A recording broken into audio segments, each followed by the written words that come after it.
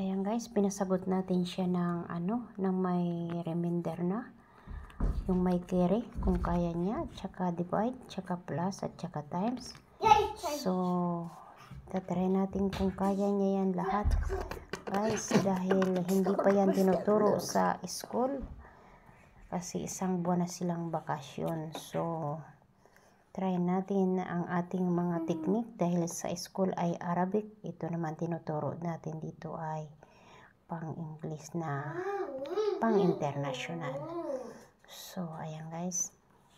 Ayan ang kanyang ginagawa guys. Ganyan lang siya. Mabilis siya sumagot. Kaya, try natin guys kung tama lahat. So, check natin. 6 plus 4, 10. Carry 1. 7 plus 3, 1, 11. So, carry 1. So, correct guys. Ayan naman. 8 plus 3, 11. Carry 1. 10. Carry 1. 8, 9, 10. Tama rin guys. So, correct. Ito naman guys. 32 divided by 8. So, tama. 4. 10 plus 2, 12. 5 times 2, 10. 8 minus 3 equals 5. So, hindi ko alam yung kanyang is plus A. B daw yung sagot. Di ko yan alam guys. So, ito. Yung minus. 8 minus 2. 6. 6 minus 2. 4. 5 minus 2. 3. So, ayan guys. Very good ang kanyang mga sagot. So, ayan na naman guys.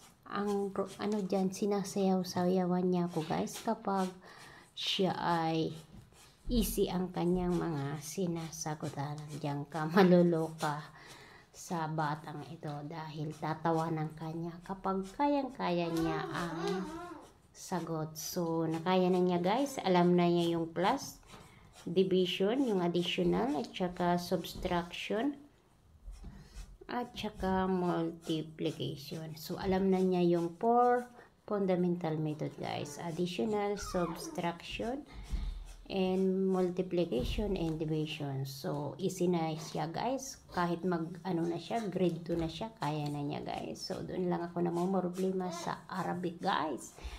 So, ayan. Ganyan lang siya guys. Happy siya kapag kayang-kaya niya na lahat sagutan. Thank you Lord.